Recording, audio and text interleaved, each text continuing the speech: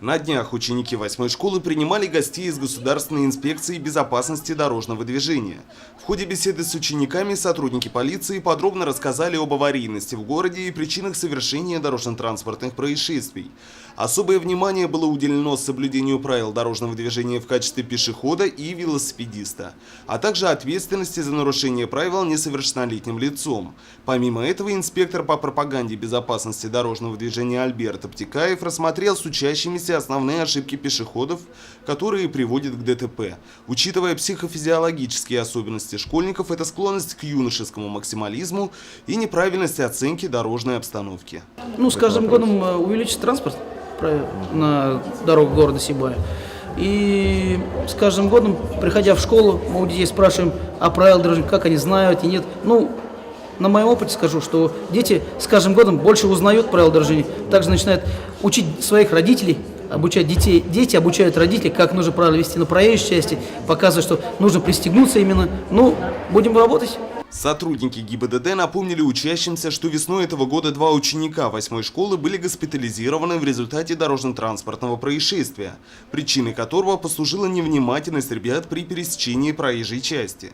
Сегодня оба мальчика оправились от последствий аварии и приступили к занятиям, однако каждый ученик должен помнить, каким последствиям приводит подобная невнимательность на дороге.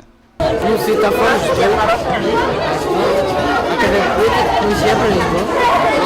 Налево, направо, вторую прохожу. Мне надо переходить дорогу, и я смотрю, там нету пешеходного перехода. Я смотрю сперва направо, потом налево, и потом только перехожу. А если торопишься, быстренько перебегаешь? Нет, никогда. Участие в беседе со школьниками приняла и депутат городского совета Лиана Кириллова. Она напомнила ребятам о важности применения светоотражающих элементов на верхней одежде, особенно в темное время суток, и как такие средства спасают жизнь пешеходам. Вы всегда переходите дорогу в положенном месте, там где это полагается. И для того, чтобы вас было заметно на дорогах, совместно с ГИБДД сегодня мы вам хотим подарить вот такие вот наклейки на одежду.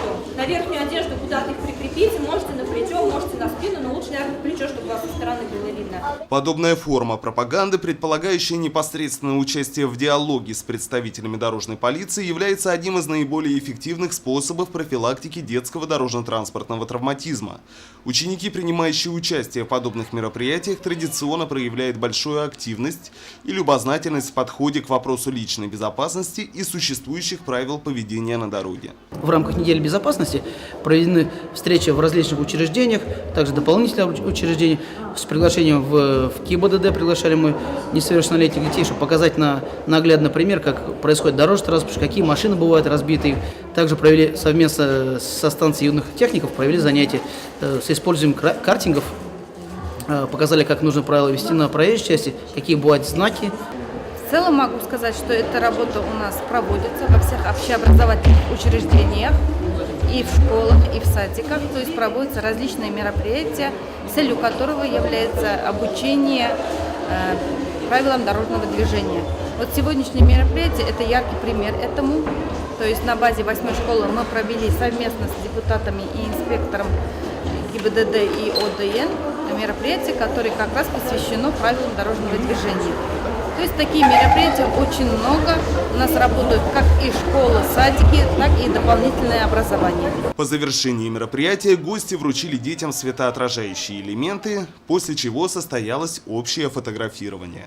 Ринат Музафаров, Радмир Сингулов, Любовь Карпова, телекомпания СТВ.